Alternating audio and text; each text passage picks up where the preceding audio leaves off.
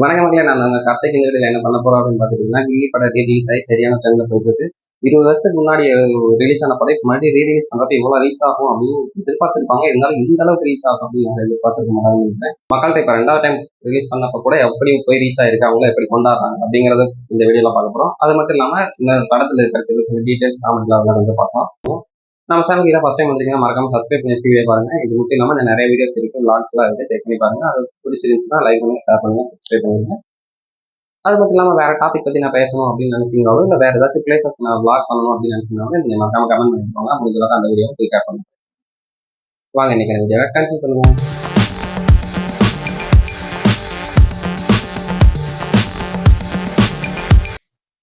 கில்லி படம் வந்து 2004 ரிலீஸ் ஆகிருக்கு. 2004ன்றப்ப எனக்கு தான் வந்து 4 வயசு இருந்தது.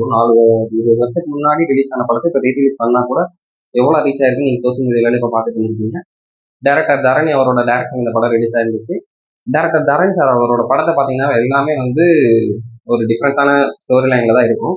அப்புறம் என்னன்னு பார்த்தீங்கன்னா, இந்த கில்லி படம் வந்து இது ஒரு படத்தோட ரீமேக்ஸ் அப்படிங்கிறது இவங்க எத்தனை பேருக்கு தெரியும் தெரியல. மேக்ஸிமம் எல்லாருக்கும் தெரிஞ்சிருக்கும், தெரியாதவங்க தெரிஞ்சிருக்கும். இது வந்து தெலுங்கு படத்தோட ரீமேக்ஸ். ஒக்கடு அப்படிங்கிற ஒரு படம் ரிலீஸ் ஆச்சு. அது மகேஷ் பாபு சார் நடிச்சிருந்தாரு.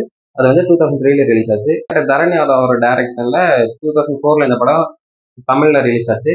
2003 ரிலீஸ் ஆனப்ப 8 கோடி ரூபாய் செலவு பண்ணி அந்த படம் எடுத்திருக்காங்க தெலுங்குல. அது ஒரு 38 கோடி ரூபாய் கிட்ட வசூல் பண்ணியிருக்கு. ஆனால் இதில் ஒரு வருத்தமான விஷயம் என்னன்னு பார்த்துட்டிங்கன்னா, அதே படம் தமிழில் ஒரு 1 இயர் கேப்பில் தமிழில் ரீமேக் பண்ணி ரிலீஸ் பண்ணியிருக்காங்க. ஆனால் இது எவ்வளோ வசூல் பண்ணியிருக்குன்னு பார்த்துட்டிங்கன்னா 50 கோடி ரூபாய் கிட்ட வசூல் பண்ணியிருக்கு. ஒரு படம் ரிலீஸ் ஆகி அது 1 இயர்க்குள்ளேயே ரீமேக்ஸாக ரிலீஸ் ஆகிறப்ப ஒரு 50 கோடி ரூபா வரைக்கும் வசூல் பண்ண படம் இது ஒன்றா தான் இருந்திருக்கும். அப்பயே பார்த்தீங்கன்னா 2004 50 கோடி ரூபா வசூல் பண்ணுற அளவுக்கு விஜய் சாருக்கு மார்க்கெட் இருந்திருக்கு. இன்னமே மார்க்கெட் குறையாம தான் இருக்கு. பாருங்க 20 வருஷம் கேப்ல விஜய் சாரோட பர்சனாலிட்டி கூட பாருங்க இன்னும் கொஞ்சம் கூட சேஞ்ச் இருக்காரு. நீங்க பாருங்க இந்த ஓல்டு இமேஜ்லயும் இந்த இமேஜ் கம்பேர் பண்ணி பாத்தீங்கன்னா பெருசா எந்த சேஞ்சஸுமே இல்லாத அளவுக்கு தான் இப்ப கூட இருக்காரு. இப்போ ஒரு பழைய படத்தை பார்க்கணும்னா நம்ம எந்த சோர்ஸ்ல வேணாலும் பாத்துக்கலாம். இப்ப ஓடிடி இருக்கு, அது இல்லாம டிவிலேயே போடுறாங்க, இல்ல மொபைல்ல டவுன்லோட் பண்ணலாம், எது வேணாலும் பார்க்கலாம். அப்படி இருந்தா கூட இன்னுமே சில படங்கள் வந்து டிவில இப்ப கேடிவிலயோ சன் டிவிலயோ போட்டாங்கன்னா நம்ம விளம்பரம் போட்டா கூட வெயிட் பண்ணி சில படங்கள் பாக்குற மாதிரி இருக்கும். அதுல இந்த கில்லி படமே வந்து இப்ப சன் டிவில போட்டுருந்தாங்கன்னா நம்ம இப்போ வேற ஏதாச்சும் சேனல்ஸ் வேற ஏதோ ஒர்க்குக்காக நம்ம வீட்டுக்குள்ள போறப்ப அந்த படம் ஓடிட்டு இருந்துச்சுன்னா நம்ம மொபைல் கையிலே இருந்தா கூட அதை வச்சுட்டு நம்ம டிவியில அந்த படத்தை பாக்குற மாதிரி இருக்கும். இது மாதிரி சில படங்கள்லாம் இருக்கு. ஆனா இப்ப வர சில படங்கள் வந்து தியேட்டருக்கு ரிலீஸ் ஆகுது. தியேட்டரே வந்து தியேட்டருக்கு போற ஆடியன்ஸே குறைஞ்சிட்டே வராங்க. இப்ப இருக்க 2K கிட்ஸ்க்கு ஏற்ற மாதிரி தான் வந்து படம் எடுக்கிறதே வந்து இப்போ வர 2K கிட்ஸ் அந்த ரேஞ்சில் இருக்கிறவங்க தான் படம் எடுக்கிற மாதிரி எடுத்துட்டு இருக்காங்க. ரீசெண்டா ஒரு 6 மந்த்துக்குள்ள ரிலீஸ் ஆன படம் டிவியில போட்டா கூட இப்ப இருக்கிற ஓல்டு ஜென்ரேஷன் மக்களுக்கு வந்து அந்த படம் புரிய மாட்டேங்குது. இப்ப இது நிறைய ஆக்டர்ஸோட படம் வந்து சில படங்கள் புரியாது. அது மாதிரி அது விஜய் சார் படமே நிறைய படங்கள் அப்படி இருந்தா கூட ஒரு சில படங்கள் இப்ப ரிலீஸ் ஆகுறது வந்து பழைய ஜென்ரேஷனுக்கு புரியாத மாதிரி இருக்கு. ஏன்னா விஜய் சார் வந்து ஃபேன் பேஸ் வந்து 90sல இருந்தே ஃபேன் பேஸ் எல்லாம் இருக்கு. ஆனா இப்ப இருக்காங்கன்னா இது பேஸ்ட் படம் எல்லாம் வந்துச்சு. அது வந்து 90sல இருக்கிற சில பேருக்கு வந்து என்ன ஸ்டோரி லைன்னு அது புரிஞ்சுக்க முடியாத அளவுக்கு இருக்கு. அந்த ஸ்டோரி லைனுக்குள்ள விஜய் சார் வச்சு பாக்குறதுக்கு நிறைய மக்கள் கனெக்ட் ஆகல. அதனால அந்த படம் வளர்க்க போகல. அதுக்காக குறை சொல்ல முடியாது. பாத்தீங்கன்னா ரஜினி சாரை வச்சு அவர் அடுத்து அப்படி அந்த படம் அப்படி தொடர்ந்து கரெக்டா போகாம இருந்தா கூட ரஜினி சாரை வச்சு அடுத்து ஜெயிலர்ங்கிற ஒரு படம் கொடுத்தாரு. அது வந்து அவர் ரஜினி சார் ஃபேன்ஸ் எல்லாம் பாருங்க எவ்வளவு வயசானவங்க இருப்பாங்க, அவங்களுக்குமே பிடிச்சிருந்துச்சு. இப்போ 2K கிட்ஸ் எல்லாருமே பிடிக்கிற ரேஞ்சில் ஜெயிலர்னு ஒரு படம் ரிலீஸ் ஆச்சு. ஒரு படம் அது மாதிரி போயிடும். இப்ப அந்த பாத்தீங்களா அது மாதிரி வந்து இப்ப பீஸ்ட் படம் எல்லாம் போட்டாங்கன்னா இப்ப 2K கிட்ஸ் அந்த மறுபடியும் போட்டாங்கன்னா கூட 2K கிட்ஸ் அந்த ரேஞ்சில் இருக்கவங்க தான் பார்ப்பாங்க. பழைய ஆளுகளுக்கு எல்லாம் வந்து அந்த ஸ்டோரி லைனே என்னன்னு புரியல. ஏன்னா ஒரு சின்ன மாலுக்குள்ள வச்சு மட்டும் எடுத்துட்டு படம் ஸ்டோரி லைன் ஃபுல்லாவே ஒரு சின்ன மாலுக்குள்ள மட்டும் நடக்குதுன்னா அதை பாக்குற ஆடியன்ஸ்னால கனெக்ட் பண்ணிக்க முடியல விஜய் சார் கூட. அதனால அந்த படம் அவ்வளோக்கா ஓடல. 20 வருஷத்துக்கு முன்னாடி ரிலீஸ் ஆன இந்த கில்லி படம் அந்த ரேஞ்சில் 80s 90s இருந்த ஃபேன் பேஸ்க்குமே இன்னைக்கு போட்டாலும் பாக்குறாங்க. அது மட்டும் இல்லாம இந்த ஜென்ரேஷன் இருக்கிற இப்போ ஒரு 6th 7th படிச்சுட்டு இருக்கிற பசங்க பார்த்தா கூட கில்லி படம் அவங்களுக்கு பிடிக்கிற ரேஞ்சில் இருந்தா பாத்துக்கோங்க எப்படி வந்து மக்களோட ஈஸியா கனெக்ட் ஆயிருக்குன்னு சொல்லிட்டு. தமிழ்ல ரீமேக்ஸ் பண்ணதுக்கு அப்புறமா தான் இவ்வளவு நல்லா இருக்கு அப்படின்னு சொல்லி தெலுங்கு ஆடியன்ஸுமே சில பேர் வந்து தெலுங்கை விட தமிழ்ல இருக்கிற இந்த படம் நல்லா இருக்கு அப்படின்னு சொல்லியிருக்காங்க. ஏன்னா தரணி சார் வந்து அந்த படத்தை ரைட்ஸ் வாங்கினாலும் ஃபுல்லா அப்படியே எடுக்காம சில சேஞ்சஸ் எல்லாம் பண்ணியிருப்பாங்க. அது முத்துப்பாண்டி கேரக்டர் இருக்குல்ல, வில்லன் கேரக்டர், அது வந்து பாத்தீங்கன்னா இப்ப தெலுங்கு அந்த ஒக்கடு படத்துல என்ன பண்ணுவாங்கன்னா அந்த இது நான் இப்பதான் 2 நாள் முன்னாடி அந்த சும்மா சீன்ஸ் எல்லாம் பாத்துருந்தேன். என்ன ஒக்கட படத்துல என்னன்னா ஹீரோயினை வந்து அந்த நிறைய ஆடியாட்கள்லாம் வந்துருவாங்க, ஒரு ஜீப்ல கூட்டு போவார்லாம். அப்ப வந்து அந்த படத்துல ஒக்கடு படத்துலயுமே பிரகாஷ் ராஜா தான் வில்லனா பண்ணிருப்பாரு. அப்ப வந்து ஒரு சேத்துக்குள்ள தள்ளி விட்டு போயிருவாரு. இந்த படத்துல நம்ம தமிழ் படத்துல பாத்தீங்கன்னா அந்த சாங் போயிட்டு இருப்பே அந்த ஒரு மாசம் வந்து தண்ணி ஊற்றி எல்லாம் அந்த சேர்லாம் கரைஞ்சிற மாதிரி காட்டியிருப்பாங்க.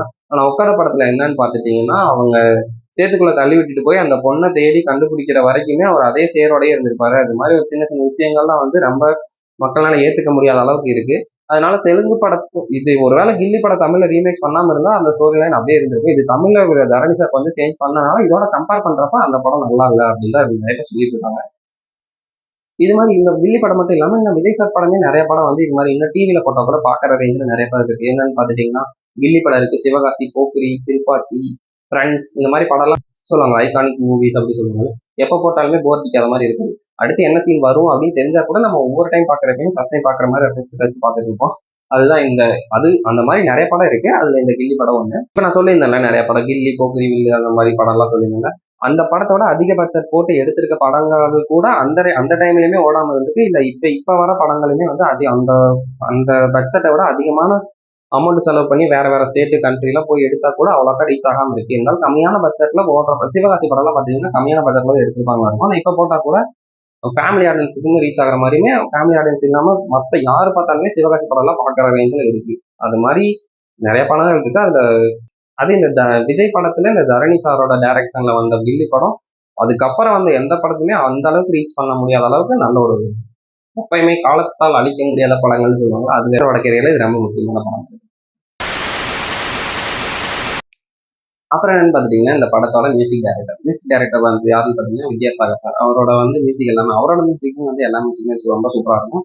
அதுல இந்த கில்லி படத்துல வர அந்த அர்ஜுனர் வீடு பாட்டு வந்து சரியான ட்ரெண்ட். இப்போ நம்ம வந்து கார்ல யாராச்சும் போயிட்டு இருக்காங்கன்னா அந்த சாங் போட்டாங்கன்னா ஒரு 60-70ல போயிட்டு இருந்தாங்க 100-120ல போற ரேஞ்சுக்கு அந்த சாங் அவ்வளோ ஒரு வைபான சாங்.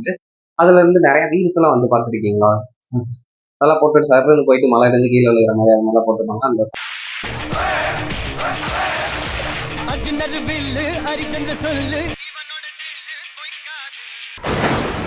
சாங் வந்து எப்பயுமே டிராவலிங் எப்ப கேட்கறது, இப்ப பசங்களோட சேர்ந்து நம்ம டூர் போறோம் இல்ல தனியா டிராவல் பண்றோம் எப்ப இருந்தாலும் அந்த பாட்டு போட்டோம்னா தனியா ஒரு வைப் கிடைக்கும். அது மட்டும் இல்லாம இந்த படத்தோட பிஜிஎம்ஸ் எல்லாமே சூப்பரா இருக்கும். அது இந்த ஹீரோ இன்ட்ரடக்ஷன் வரும்ல இந்த கபடியில் வர டோன் மாதிரி அதுலேயே யூஸ் பண்ணியிருப்பாரு. அது ரொம்ப சூப்பராக இருந்திருக்கும். அது மட்டும் இல்லாமல் இந்த படத்தில் வர எல்லா பாட்டுமே சரியான வைபாக இருக்கும். அதுவுமே வந்து ஒரு 6 வயசுலேருந்து 60 வயசு குழந்தைகள் கொண்டாடுற அளவுக்கு பாட்டு இருக்கு. அது இப்போ ரீரிலீஸ் பண்ணப்பயுமே வந்து நிறைய பேர் வந்து பாட்டு ஒவ்வொரு பாட்டு வரப்பயுமே போயிட்டு அங்கே போய் டான்ஸ் ஆடிட்டு இருக்கிற மாதிரி ஸ்டேட்டஸ் ஸ்டோரிலாம் வச்சிருந்தாங்க.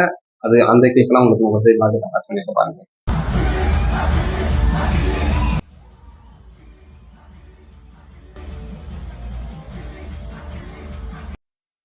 பாத்தீங்களா? அது அந்த பாட்டி ஒண்ணு வந்து இன்னொன்னு இருக்கு பாருங்க. இந்த பாட்டி ஒருத்தங்க இருப்பாங்க. அவங்களுக்கு பாருங்க அந்த சாங் வந்து அந்த பாட்டி அவ்வளோ என்ஜாய் பண்ணி அந்த பாட்டுக்காக ரியாக்ட் பண்ணிட்டு இருப்பாங்க. பாருங்க.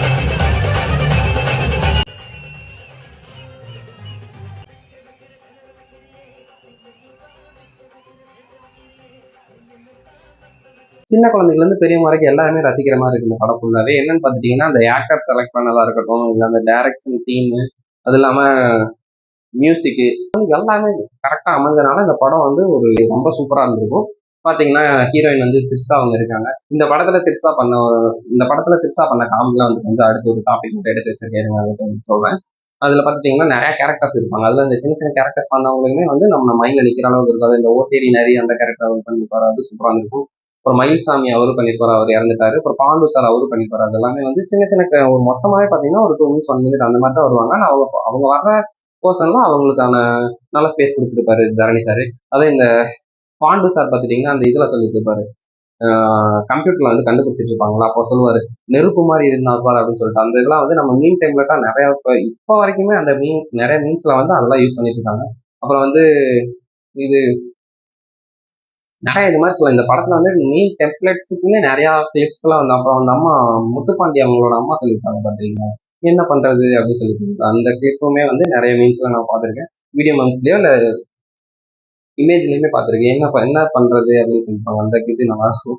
அப்புறம் இருக்கிறதுலே ஹைலைட் என்னன்னு பார்த்தீங்கன்னா முத்துப்பாண்டியோட இதுதான் என் செல்வன் தான் இது சொல்லுவாங்க, அது சூப்பரா இருக்கும். அந்த மாதிரி நிறைய மீன்ஸுக்கெல்லாம் வந்து கில்லி படத்துல இருக்குது. நம்ம ஏன்னா மக்களோட ஈஸியா கனெக்ட் ஆனதுனால இப்போ மீன் போட்டு வேற எந்த சுச்சுவேஷன் அதை கொண்டு போய் வச்சாலுமே நல்லா மேட்ச் ஆகிற அளவுக்கு இருக்கு. அதனால அந்த மீன் நிறைய பேர் ரசிக்கிறது. மீனுமே வந்து நிறைய பேர் நல்லா ரசிக்கிறது. கில்லி படத்தோட இருக்கிற டெம்ப்ளேட்ஸ் வந்து மீன்ஸ்ல யூஸ் பண்றப்ப நல்லா ரசிக்கிறாங்க. 5 சாங் இந்த மாதிரி இருக்கும். 5 சாங் 4 சாங் இருக்கும். அந்த சாங்ஸ் எல்லாமே வந்து ஒண்ணு கூட போர் அடிக்கிற மாதிரி இருக்காத அளவுக்கு நல்லா இருக்கும். ஆனா இது வந்து தெலுங்கு ஒரிஜினல் வெர்ஷன் இருந்துச்சு சொன்னல ஒக்கடு படத்துல இருக்குல்ல, இது வந்து ஒக்கடு படத்துலயும் ஒரு சாங் இருக்கு. ஆனா அது வந்து என்னன்னு பாத்துட்டீங்கன்னா இருக்கிறதே ஸ்லோ. படத்துலயே அந்த போர்ஷன் தான் ரொம்ப ஸ்லோவா இருக்க மாதிரி இருக்கும். நம்ம கில்லி படம் பாக்குறப்ப அந்த ஒரு சாங் முடிஞ்சாவே நம்ம ஒரு 2 படம் 3 படம் பார்த்து முடிஞ்ச அளவுக்கு அந்த மைண்ட் செட் போற அளவுக்கு அவ்வளோ ஃபாஸ்ட்டாக போகும். நிறைய சீன்ஸ் அந்த ஸ்டோரி எல்லாம் வந்து ஸ்டோரிலாம் கம்ப்ளீட் பண்ணியிருப்பாங்க. என்னன்னா அந்த முத்துப்பாண்டியோட அண்ணன் எல்லாம் வந்து நடிகர்லாம் வந்து அந்த சின்ன சின்ன கிளிப்ஸ் மட்டும் அந்த பாட்டுக்குள்ளே வச்சு அந்த ஸ்டோரி லைன் முடிச்சிருப்பாங்க. அந்த சீன்ஸ் அது இல்லாமல் இந்த சாங்ஸ் அது முக்கியமா இந்த படத்துல இருக்கிறதே ஹைலைட் என்னன்னு பார்த்தீங்கன்னா அந்த ஜி சாங் தான். அர்ஜுன் அருவி சாங் வந்து எல்லாருமே ரசிக்கிறாங்க. இப்போ மட்டும் இல்லை, இன்னும் 10 வருஷம் 20 வருஷம் ஆகுதுன்னா அந்த சாங் மட்டும் அந்த சாங்குமே ரீப்ளேஸ் பண்ற அளவுக்கு இன்னொருனால பெஸ்ட்டா கொடுக்க முடியுமா தெரியல. இதோட கம்பேர் பண்றப்ப அந்த அளவுக்கு பெஸ்ட்டா இந்த சாங்குமே இல்லை. டிராவலிங் அப்ப அப்படி ரசிக்கிறாங்க. பெஸ்ட் சாங்ஸ் நிறைய இருக்குல்ல, அதுல இந்த இந்த இடத்த பெஸ்ட், இதை விட பெஸ்ட் அப்படின்னு சொல்ற அளவுக்கு நீ சாங் வர வாய்ப்பு இல்லை. ஏன்னா இந்த இதுவே மக்கள் வந்து சின்ன வயசுல இருந்து பெரியவங்க வரைக்கும் நல்லா ரீச் ஆயிருக்கு. வித்யாசாகர்னா வித்யாசாகர் தாங்க. நிறைய இந்த மாதிரி மியூசிக் டேரக்டர்ஸ் நிறைய பேர் இருக்காங்க. அவங்கள பத்தி ஏதாச்சும் சொல்லிட்டு அவரை பத்தி மட்டும் தனியாக ஒரு வீடியோ போடலாம்னு ஒரு சின்ன பிளான் இருக்கு. அது மாதிரி உங்களுக்கு யாராச்சும் பத்தி நான் பேசணும் அப்படின்னு, அதே மாதிரி உங்களுக்கு ஏதாச்சும் டாபிக் பத்தி நான் பேசணும் அப்படின்னு நினைச்சேன், மறக்காம கமெண்ட் பண்ணிக்கோங்க. எல்சோ இல்ல ஏதாச்சும் மூவிஸா இல்ல சாங்ஸ் ஏதாவது எதை பத்தி இருந்தது ஏதாச்சும் இருக்கேன், எந்த கேட்டகரி பத்தி நான் பேசணும் அப்படின்னு நினைக்கிறீங்களோ அதை நீங்க கமெண்ட் பண்ணுங்க. முடிஞ்ச அளவுக்கு நான் அந்த வீடியோ போய் ஃபாலோ பண்றேன். அது மட்டும் இல்லாம ஏதாச்சும் ஒரு பிளேசஸ் இந்த மாதிரி இந்த தமிழ்நாட்டுல இந்த பிளேஸ் நல்லா இருக்கு, இந்த இடத்துக்கு போயிட்டு வாங்க அப்படின்னு சொன்னீங்கன்னா நம்ம சேனல், ஏன்னா நம்ம சேனலை செக் பண்ணி பார்த்தீங்கன்னா நம்ம விளாகும் பண்ணுவோம், பேசுறதுக்கு இருக்கும். நீங்க பேசணும்னு நினைச்சீங்கன்னா அது கமெண்ட் பண்ணுங்க, அந்த பேசி நம்ம வீடியோ போடுவோம். அது மட்டும் இல்லாமல் ஏதாச்சும் விளாக் பண்ணணும், இந்த மாதிரி பிளேஸ் இருக்கு அங்கே போயிட்டு வந்தீங்கன்னா நல்லா இருக்கும் அப்படின்னு சொன்னீங்கன்னா அந்த பிளேஸை கமெண்ட் பண்ணுங்க. இந்த பிளேஸ்மே நம்ம முடிஞ்ச அளவுக்கு சீக்கிரமா கவர் பண்ணி வீடியோ போட படிக்கணும். ஓகேவா? வாங்க இப்போ அடுத்து இந்த மூவிஸை பத்தி என்ன கொஞ்சம் பேசணும்.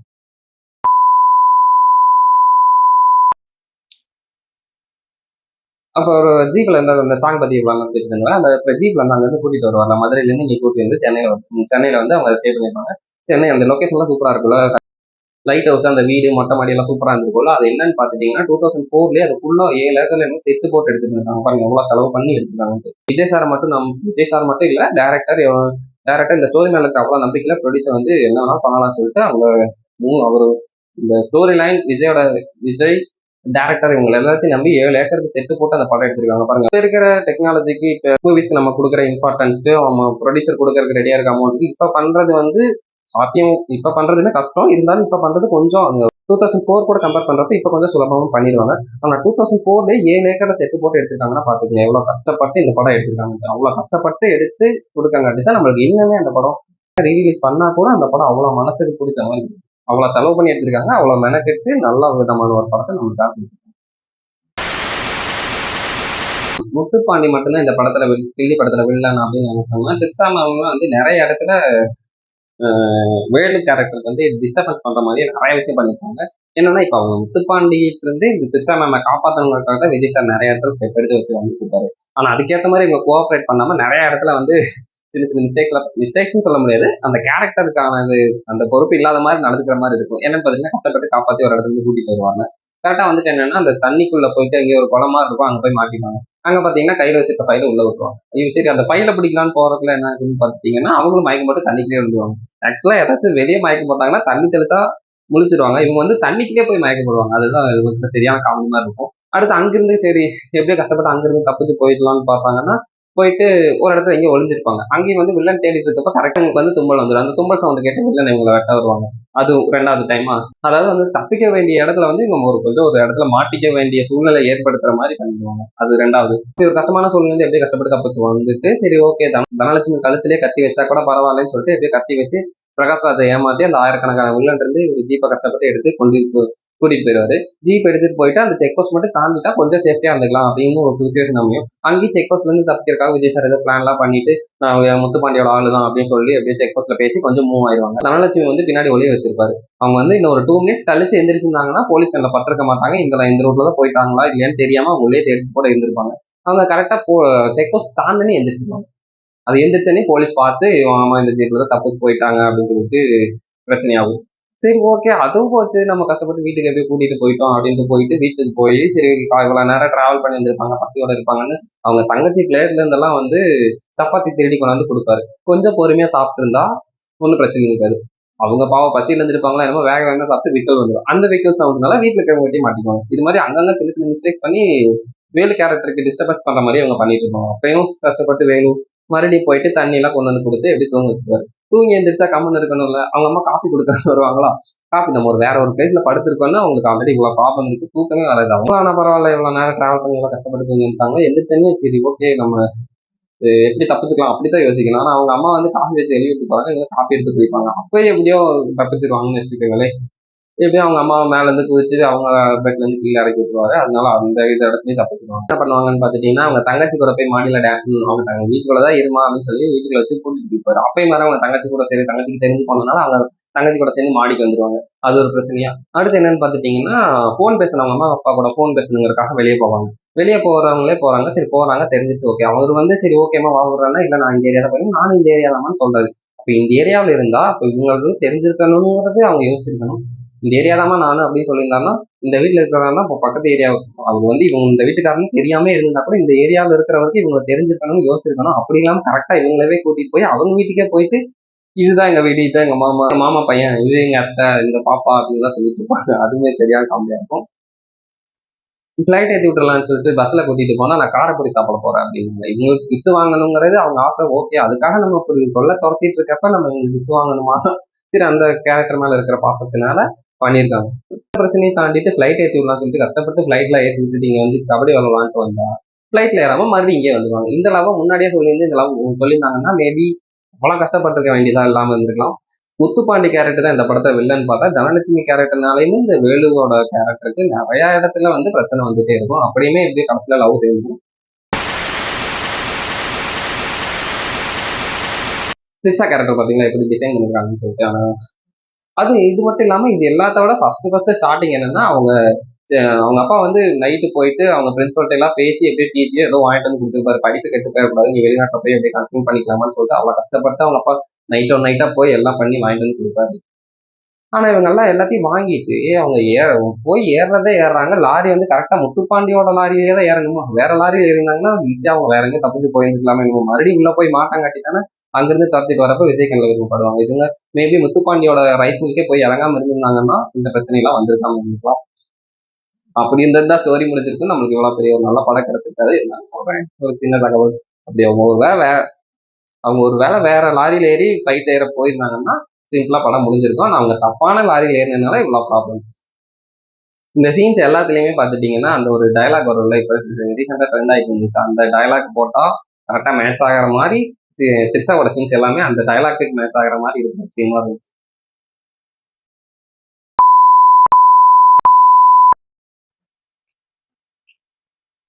அடுத்து இன்னொரு நல்ல கேரக்டர் யாருன்னு பார்த்தீங்கன்னா பிரகாஷ் ராஜ் கேரக்டர். அவர் என்னதான் வில்லனா இருந்தாலும் பல பெண்களை பெரிய ரவுடி மதுரையா அவர் கண்ட்ரோல்ல தான் இருக்கு. எத்தனை பெண்கள் வேணாலும் அவரால் விலைக்கு வாங்க முடியும். அந்த ரேஞ்சில் இருந்தா கூட தனலட்சுமி மட்டும் லவ் பண்ணி தான் மேரேஜ் பண்ணிக்கணும் அப்படிங்கிற ஒரு பிளான்ல இருப்பாரு. தனலட்சுமிக்காக பாருங்க முத்துப்பாண்டி கோட்டையே சரிஞ்சிருக்கு. ஏன்னா பாத்துங்க இந்த மூவி ஃபுல்லாவே வந்து அவர் தனலட்சுமி மேல மட்டும்தான் ஃபோக்கஸ் பண்ணிட்டு இருப்பாரு. அந்த ஒரு ஆயிரக்கணக்கான அடியாட்கள் எல்லாத்தையுமே வந்து இந்த தனலட்சுமிக்காக இவர் இங்க யோசிச்சுட்டு இருக்கிறப்ப பாத்துக்கணும். வேற ஏதாச்சும் முக்கியமான பிரச்சனைனா வேற யாராச்சும் வில்லனை தேடி போயிடுவாங்க. தனலட்சுமியை லவ் பண்ணனால இவரோட தொழிலுக்குமே ரொம்ப பெரிய பாதிப்பா இருந்திருக்கும். ஏன்னா ஒரு ஆயிரக்கணக்கான பேர் இங்க கூட்டு வந்து ஒரு கேரக்டருக்காக அவ்வளவு பேருக்கு சாப்பாடு போட்டு எல்லாம் பண்ணிட்டு இருக்காருன்னா பாருங்க அவருக்கு எவ்வளவு செலவாகும். அது மட்டும் இல்லாம அவரோட தொழிலே அவரால் கான்சென்ட்ரேஷன் பண்ண முடியாத அளவுக்கு இருந்திருக்கும். அப்படியுமே வந்து கடைசியில இந்த தனலட்சுமி கேரக்டருக்காக ஒரு கடைசியில உயிரவே விட்டுருவாங்க. ஆனா பரவாயில்ல, இந்த கில்லி படத்துல பிரகாஷ் ராஜ் கேரக்டர் நல்லா விதமா காட்டியிருப்பாங்க. இதுவே ஒக்கடு படத்துல வந்து இவரு ஏன்டா இந்த மூவி பண்ணும் அப்படின்னு ஒருவேளை கில்லி படம் வராம இருந்துருந்துச்சுன்னா அந்த ஒக்கடு படத்தை மட்டும் பார்த்துருந்தாங்கன்னா இந்த மாதிரி ஒரு வில்லன் கேரக்டர் அவர் பண்ணாமே இருக்கு அப்படின்னு தோணிருக்கும். ஆனா அதே இது தமிழ்ல ரீமேக் பண்றப்ப அவரே வில்லனா பண்ணிருக்கப்ப அவரோட கெரியர்லயுமே இது நல்ல ஒரு முத்துப்பாண்டி கேரக்டர் அப்படிங்கறது வந்து இப்ப பிரகாஷ் ராஜாவே முத்துப்பாண்டி கேரக்டர் பண்ணாரு அப்படின்னு ரெஜிஸ்டர் அளவு நல்ல ஒரு ஃபேமஸான கேரக்டர். ஆனா அவர் டீம்ல இருக்கிறவருமே வந்து அவருக்கு எகைன்ஸ்டா செயல்படுற மாதிரி ஒரு கேரக்டர் இருந்திருக்கு. பார்த்து நோட் பண்ணிருக்கீங்கன்னு தெரியல. அவர் வந்து ஃபர்ஸ்ட் காட்டுறப்ப வந்து அவங்க அண்ணன் முத்துப்பாண்டியோட அண்ணனை வெட்ட போறப்ப வந்து தப்பிக்க வைக்கிறதுக்கு ட்ரை பண்ற மாதிரியே பண்ணுவாரு. போய் அவரை வெட்ட சொன்னா தர்பூசணியை வெட்டுவாரு. அடுத்து அவர் கழுத்தவே வெட்டிருந்துக்கலாம், கையை மட்டும் வெட்டி தப்பிக்க வைக்க ட்ரை பண்ற மாதிரி பண்ணிட்டு இருப்பாரு. அப்புறம் பாத்தீங்கன்னா ஒரு சீன்ல விஜய்க்கே வந்து அவர் தான் கராத்தால ஓடு உடைச்சு ஒரு ட்ரைனிங் கொடுத்துட்டு இருப்பாரு. முத்துப்பாண்டியோட அடியாள் வந்து அவருக்கு ஆப்போசிட்ல செயல்படுற மாதிரி அந்த கேரக்டருக்கு வந்து டிசைன் பண்ணியிருப்பாங்க. அது எத்தனை பேர் நோட் பண்ணிருக்கீங்க அப்படிங்கிறத மறக்காம கமெண்ட்ல சொல்லுங்க. அடுத்த ஏதாச்சும் ஒரு வீடியோல வந்து உங்களை பாக்குறேன். அது மேபி அது விளாகா கூட இருக்கலாம், இந்த மாதிரி பேசணும் போகலாம். நீங்க செக் பண்ணி பாத்தீங்கன்னா நம்ம சேனல்ல என்ன விளாகுமே நிறைய இருக்கு, மறக்காம செக் பண்ணுங்க. பாய்.